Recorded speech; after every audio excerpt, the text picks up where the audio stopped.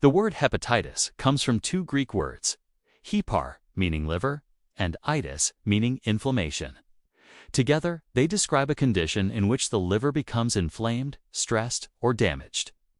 But for millions of people around the world, hepatitis is not just a medical term, it is an emotional journey filled with fear, confusion, courage, and hope. This is the story of Daniel, a young man who learned that knowledge, medical care, and determination can turn a frightening diagnosis into a path of strength. Daniel was only 27 when he first felt something was wrong. It started with a strange tiredness, not the usual exhaustion after a long day. This was deeper, heavier, like someone had quietly stolen his energy. He shrugged it off at first, thinking it was stress from work. But then came the nausea, the loss of appetite, and a dull ache beneath his ribs. One morning, when he noticed his eyes looking a little yellowish, he knew it was time to seek help. At the clinic, after a series of tests, the doctor sat with him gently and said, "Daniel, you have hepatitis." The word alone felt like a heavy stone dropped into his chest. He had heard the term before, but never imagined it could happen to him. The doctor explained calmly that hepatitis simply meant inflammation of the liver, and that there were different types, hepatitis A, B, C, D, and each caused by different factors. Some come from contaminated food or water, some spread through blood, and some can pass from mother to child during birth. Some forms can be acute and resolved quickly, while others can become chronic and remain for years. But what mattered most was that hepatitis, especially today, is treatable, preventable, and manageable with modern medicine. Daniel's tests showed he had hepatitis B. Fear washed over him. "Will my life ever be normal again?" he asked quietly. The doctor nodded reassuringly. "With treatment, lifestyle changes, and regular follow-up, you can live a long and healthy life."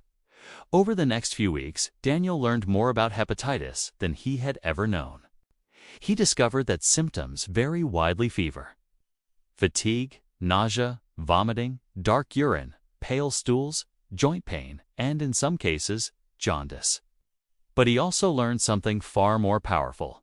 Early diagnosis and treatment can stop the disease from causing permanent damage. The liver is an extraordinary organ that has the power to heal itself if given the right support. Daniel began antiviral medication, a treatment that helps stop the virus from multiplying and damaging the liver. At first, he was nervous about taking medicine every day, imagining it would take over his life. But slowly, he realized that treatment was not a burden, it was a lifeline. Modern medicine had advanced so much that many hepatitis patients now lead completely normal lives. New antivirals for hepatitis B can prevent complications like cirrhosis and liver cancer. For hepatitis C, treatments can actually cure the disease completely, sometimes in just 8 to 12 weeks. Vaccines exist for hepatitis A and B, protecting millions from future infections. Even more advanced research is ongoing. Scientists are exploring gene editing, therapeutic vaccines, and immune-based treatments that may one day eliminate chronic hepatitis entirely. As Daniel's treatment continued, he took steps to protect his liver. He stopped drinking alcohol, ate healthier foods, exercised gently, and avoided unnecessary medicines that could stress the liver. He also made sure his family was vaccinated for hepatitis B as recommended by his doctor.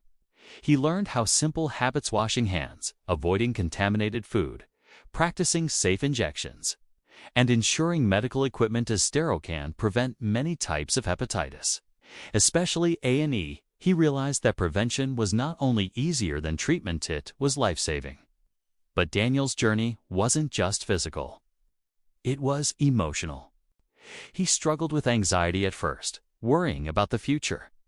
But slowly, with support from his family, doctor, and friends, he found his strength again.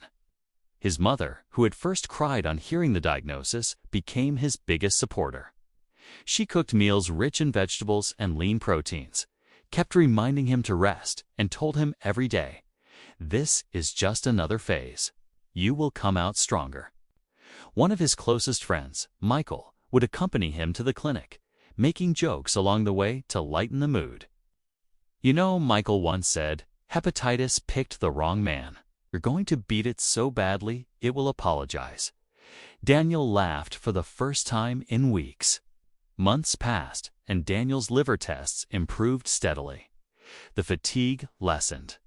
The yellow tinge in his eyes disappeared. His confidence returned.